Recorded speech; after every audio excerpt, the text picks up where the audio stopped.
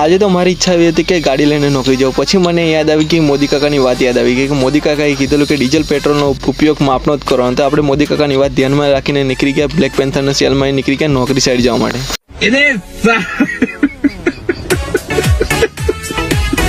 અને આવી ગયા ઉમેટા પેટ્રોલ પંપથી બ્લેક પેન્થરને પીવડાવી દીધું 200 રૂપિયાનું પેટ્રોલ પીવડાવીને બ્લેક પેન્થર નાખવા મળી ટોપ ગિયરમાં. આવી ગયા ઉમેટા બ્રિજે જોયું ત્યાં તો સુખનો સૂરજ ઉગી ગયો હતો અને અમારો તો નોકરી જવાનો સૂરજ ઉગી ગયો. અને ત્યાંથી અમે આવી ગયા સેવાસી સિગ્નલ આગળ. સેવાસી સિગ્નલ ખુલી ગયું ને આવી ગયો તમારા ભાઈ નોકરીથી તમારા ભાઈ એન્ટ્રી પડાવી દીધી.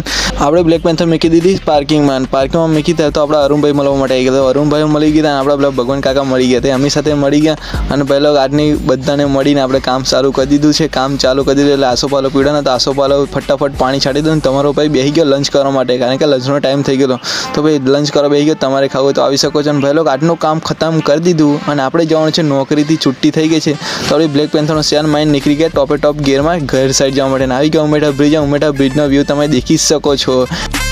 અને રસ્તામાં મળી ગયા અમારા જીગરજાન ભાઈબંધ એટલે કે આપણા અશોકભાઈ. તો અશોકભાઈને આપણે મળી લીધું, એમના હાલચાલ પૂછી લીધા અને બ્લેક પેન્થરના સેલમાં નીકળી ગયા ઘર સાઈડ જવા માટે. અને ચકલામાં બધા પાર્ટી ઊભી હતી એટલે કે આપણા શૈલેષભાઈ એ બધા ઊભા હતા અને આપણા બની ગયા હતા મહેશ વેડજના હતા એમની સાથે મળી લીધું અને બીજા બધા ભાઈબંધો સાથે મળી લીધું. અને આપણા શૈલેષભાઈ નવી એક્ટિવા લાવ્યા છે. હા, પાર્ટી લેવાની બાકી છે તો એનો પણ બ્લોગ આવી જશે. અને આપણે આવી ગયા ઘરે ને ભાઈ આજનો બ્લોગ અહીંયા જ ખતમ કરીએ. કાલે મળીએ નેક્સ્ટ બ્લોગમાં.